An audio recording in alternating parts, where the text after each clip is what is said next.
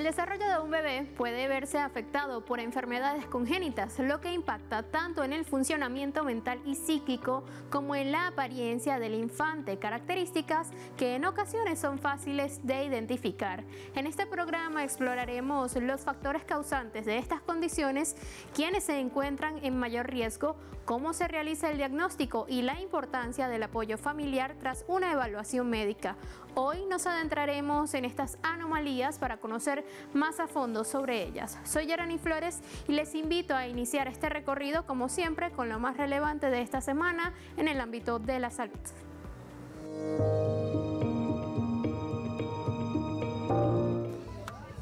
Las bebidas azucaradas causan 1 de cada 3 casos nuevos de diabetes en México, reveló un estudio de la organización El Poder del Consumidor.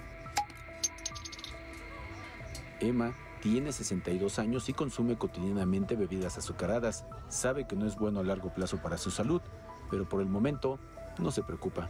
Generalmente la ocupo para, no sé, como un antojito ahorita y pues siento como que me sabe mejor tanto el alimento como la bebida, pero sí consumo agua natural. Emma considera que aplicar más impuestos para reducir el consumo de refrescos sería una buena medida, pero habrá resistencias. Pues cuando ya se te hace una adicción por algún consumo de alguna bebida endulzante, no importa lo que te cueste, ¿no? De todas formas la van a consumir. Pero bueno, no sería buena idea. Mientras tanto, Emma es parte de la población que, aunado a otros factores de riesgo como el tabaquismo y sedentarismo, en los siguientes años podría padecer diabetes. Cuando se compara a nivel global, México es el primer país en todo el mundo de estos 184 países analizados que tiene esta mayor carga, con 1 de cada 3 casos nuevos de diabetes atribuidos al consumo de bebidas azucaradas. Cuando se compara en la media a nivel global, pues 1 de cada 10 casos de nuevos casos por diabetes se deben al consumo de bebidas azucaradas y en el caso de México 1 de cada 3.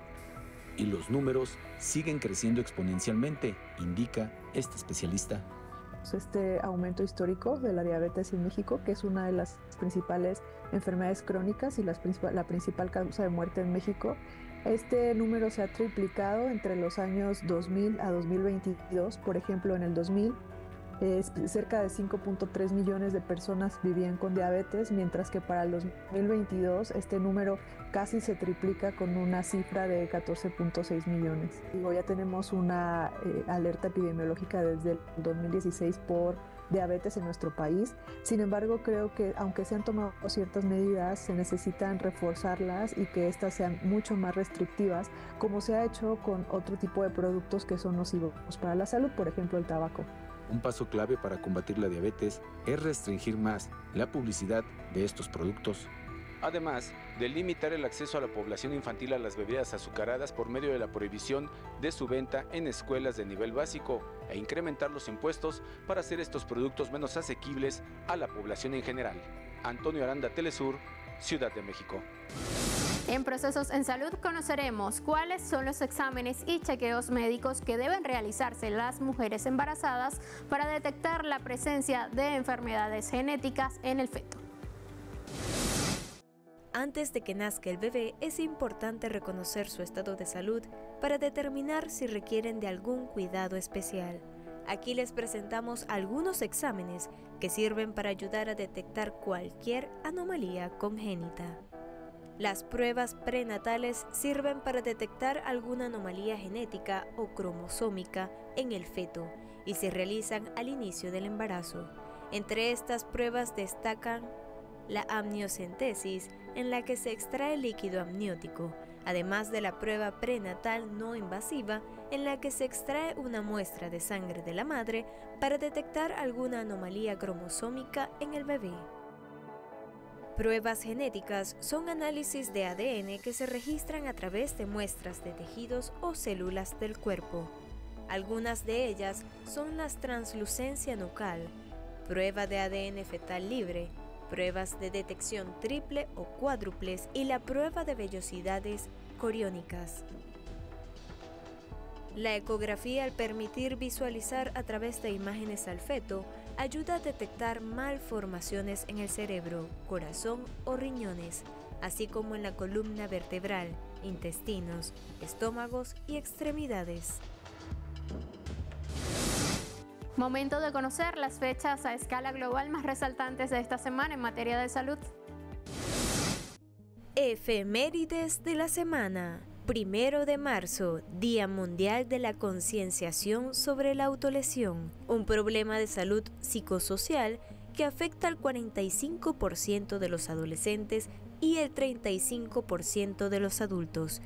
Esto según datos del Hospital Sant Joan de Déu, Barcelona, España. 1 de marzo, Día Internacional de Protección Civil. Conmemora la fundación de la Organización Internacional de Protección Civil en 1972, creada para desarrollar estructuras nacionales que atiendan los desastres que afectan a la población. 3 de marzo, Día Mundial de la Audición, declarado por la Organización Mundial de la Salud para concientizar sobre la sordera o pérdida de la audición y promover la salud auditiva. Después de la pausa ahondaremos en los diversos aspectos que rodean a una enfermedad congénita, como su tratamiento, cuáles son las más comunes y qué porcentaje de la población se ve afectada por estos padecimientos. Más de esto en breve, no se aparte.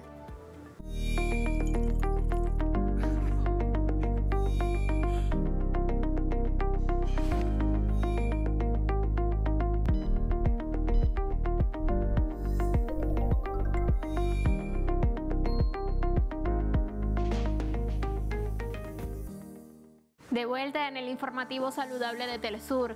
Las enfermedades congénitas se desarrollan durante el embarazo, aunque en algunos casos los signos de la afección solo se manifiestan después del nacimiento.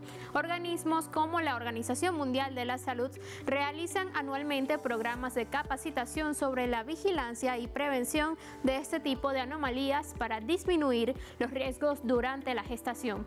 Todo sobre esto lo abordaremos hoy en nuestro tema central.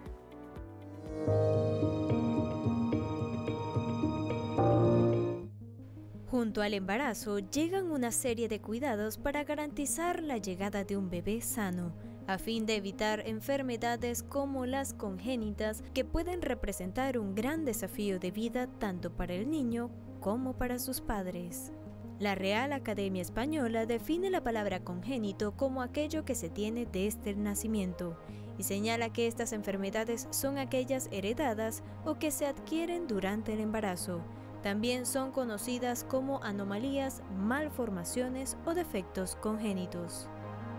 Son cosas que detectamos la gran mayoría en la etapa recién nacido y son defectos que pueden ir desde a nivel esofágico, intestinal, pulmonar, vías urinarias o anorrectal, que el feto o el embrión no completó el desarrollo de todas las estructuras y el niño puede nacer con un defecto a nivel del esófago que se comunique con la tráquea, o puede nacer con diferentes variantes o niños con malformaciones congénitas múltiples. Algunas enfermedades congénitas son más comunes que otras y su gravedad varía, por lo que dependiendo de cuál se trate pueden requerir tratamiento o una intervención médica. Estas pueden llegar a causar una discapacidad crónica y en algunos casos desencadenar en la muerte. Según datos de la Organización Mundial de la Salud, más de 300 bebés menores a 4 semanas de nacidos pierden la vida cada año por esta causa. Existen diversos factores causantes de las enfermedades congénitas. El principal es el genético, causado por uno o más genes que sufren una mutación, impidiendo su correcto funcionamiento. Problemas cromosómicos, es decir, la falta total o parcial de alguno de ellos, así como la presencia de uno adicional. Sin embargo, estos dos representan el menor número de casos. Exposición a medicamentos, productos químicos, sustancias tóxicas o cualquier factor ambiental también son causantes. Falta de nutrientes que permitan un desarrollo adecuado del feto y la consanguinidad también puede causar algún trastorno congénito. Una muy general la podemos clasificar en enfermedades monogénicas, que esto se refiere a que la alteración se encuentra en un solo gen, y enfermedades cromosómicas, aquellas en las que se involucra tanto el número o la alteración estructural de alguno de los cromosomas del ser humano. Esa es una clasificación muy general, pero que nos permite abordar a los pacientes de manera diferente, ya que los estudios que se solicitarán son muy diferentes para poder diagnosticar a estos pacientes. Algunos de los problemas que generan las enfermedades congénitas son malformaciones debido a que las extremidades no se desarrollan en su totalidad. Deformaciones cuando una estructura sufre alguna alteración después de su desarrollo. Disrupción que ocurre cuando, pese a la formación total de la estructura del feto, las bandas amnióticas causan que alguna de sus partes se destruyan, lo que origina amputaciones o contracciones de articulaciones. Los podemos dividir en dos grupos principales: los estructurales, que afectan alguna parte de la formación del cuerpo, como pueden ser los labios, los dedos o el corazón, o funcionales, los que alteran alguna parte en la función de un órgano específico. Son bastante comunes, un 2% de los embarazos tiene un niño con una malformación, y el interés de detectarlas es que al nacer los niños pueden ser tratados y con eso reducir sus complicaciones. ¿Cuáles son estas malformaciones? Pueden ser cardíacas, renales, urológicas, intestinales o cerebrales. Entre las enfermedades congénitas se encuentran el síndrome de Down, espina bífida, fisura labiopalatina, pie zambo, hemofilia y dislocación congénita de cadera. Se pueden detectar durante el proceso de gestación o luego del nacimiento. Para prevenir alguna enfermedad genética se recomienda que la madre tenga una alimentación saludable que incluya la ingesta de vitaminas y minerales, además de evitar el consumo de sustancias nocivas, estar al día con las vacunas, en especial contra el virus de la rubiola. En el primer trimestre lo que intentamos es predecir o diagnosticar aquellas malformaciones fetales graves que se pueden desarrollar en el embarazo con un diagnóstico de este tipo de malformaciones que supera hasta en el 80% en el primer trimestre. Son estudios exhaustivos que realizamos al inicio de la gestación, en el momento en el cual se realiza el cribado de anomalías cromosómicas, realizamos el estudio anatómico completo del feto, y se pueden diagnosticar, si el examen es exhaustivo, si el examen es meticuloso, muchos tipos de malformaciones congénitas, incluso en el primer trimestre del embarazo. En las semanas 20 y 22, los especialistas recomiendan complementar este examen con un estudio más detallado que permita detectar las malformaciones que no se pueden detectar en el primer trimestre, tales como las cerebrales. Cuando un niño nace con una anomalía congénita, se recomienda a los padres aprender a reconocer y aceptar las emociones de su hijo y conversar sobre el padecimiento con otros familiares y amigos, así como identificar cuándo requiere apoyo y brindarle los mejores cuidados. También se les sugiere unirse a grupos de apoyo y mantenerse en constante comunicación con el médico. Al menos el 21% de las muertes de infantes menores de 5 años en Latinoamérica son a causa de alguna anomalía congénita, según la Organización Panamericana de la Salud. Aquí otros datos curiosos sobre esta condición.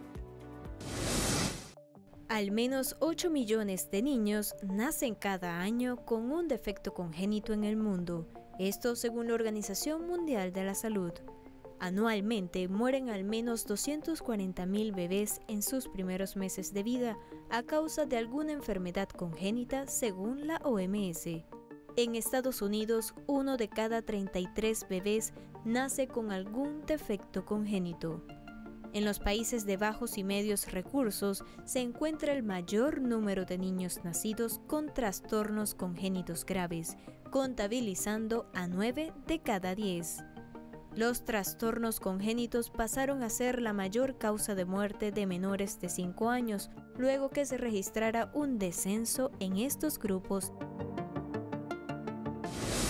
Vamos a la pausa y al regreso nuestra nota positiva conoceremos los detalles de 2 operaciones exitosas realizadas en Argentina a 2 neonatos de 1 mes de nacidas con cardiopatía congénita. Más de esto en breve, no se aparte.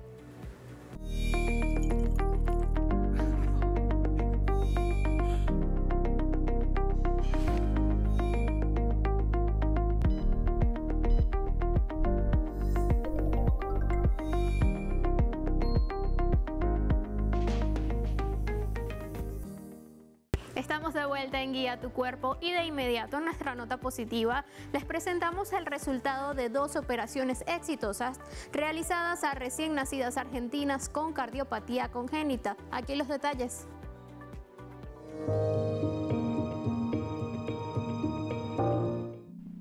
En el Hospital Materno Infantil Victorio Tetamanti de la Mar de Plata en Argentina, realizaron el pasado mes de enero la operación exitosa de 2 bebés diagnosticados con cardiopatía congénita a los pocos días de nacidos. Liam y Pilar, esos son los nombres de los niños que sobrevivieron a esta operación tan riesgosa.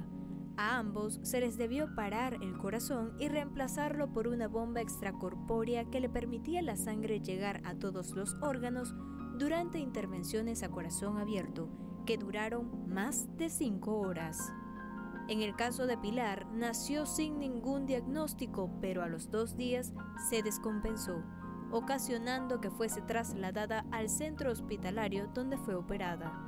Mientras que en Liam fue detectada la enfermedad durante la ecografía realizada a su madre, lo que le permitió planificar el nacimiento de la bebé e intervenirla al poco tiempo de llegar al mundo. Hasta diciembre de 2024, el hospital realizó 750 procedimientos cardiovasculares quirúrgicos y hemodinámicos por un equipo conformado por 40 personas que incluye tanto a los cardiocirujanos, cardiólogos y anestesiólogos como miembros del Servicio de Salud Mental y Trabajo Social. Se estima que 1 de cada 100 bebés padece de alguna enfermedad cardíaca, la cual se desarrolla cuando comienza a formarse el corazón del feto. Estas se suelen detectar luego de las 20 semanas de embarazo. Revisamos ahora lo que nos trae la medicina natural para el buen vivir. El ácido fólico es una vitamina fundamental para prevenir las enfermedades congénitas al mejorar el funcionamiento celular en el cuerpo humano. Hoy les diremos en qué alimentos puede encontrarlo y cómo es la mejor forma de consumirlo.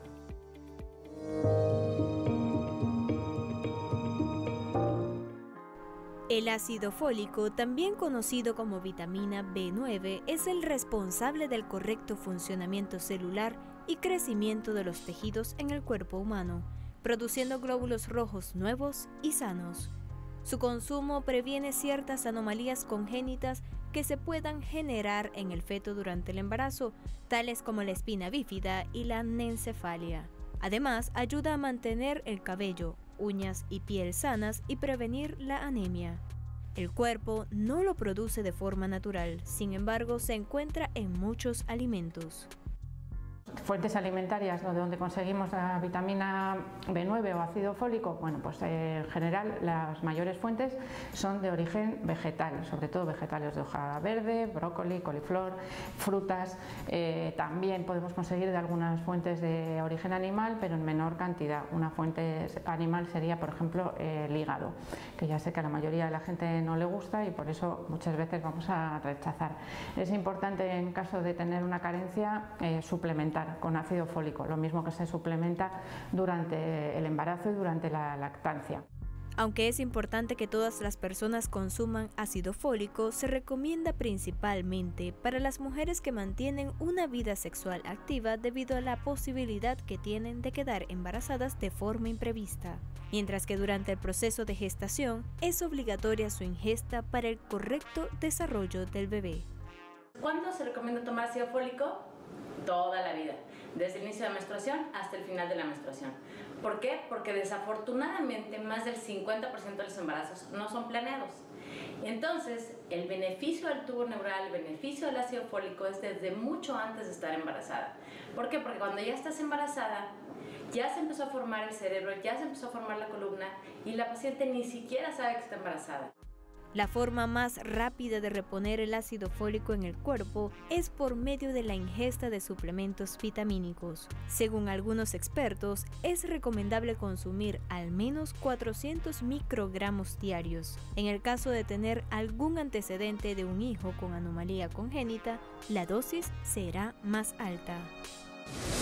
Momento de hacer nuestra habitual parada en México para compartirles un adelanto de la entrevista especial de Aiza García esta semana. No se la pierda. Una cosa que truena a cualquier narcisista es no obtener esta atención, es no obtener este seguimiento de las personas, es que no se den cuenta que existe. Un narcisista no lo volteas a ver o no lo pelas, se quiebra, se fracciona. ¿Por qué?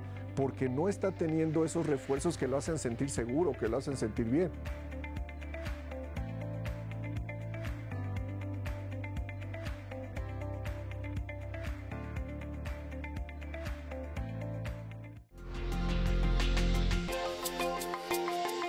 Así ponemos punto final a esta nueva emisión de Guía Tu Cuerpo. Como siempre, la invitación a que nos encuentren en las plataformas digitales y redes sociales, @Guía Tu Cuerpo_Telesur en Instagram, @Guía Tu Cuerpo TLS y @JFloresTLSur en X. También recibimos sus mensajes a través del correo guiatucuerpo@telesurtv.net y puedes seguirnos y ver nuestras emisiones anteriores en nuestro canal de YouTube. Soy Yarani Flores, cuídese y nos vemos la próxima semana como siempre.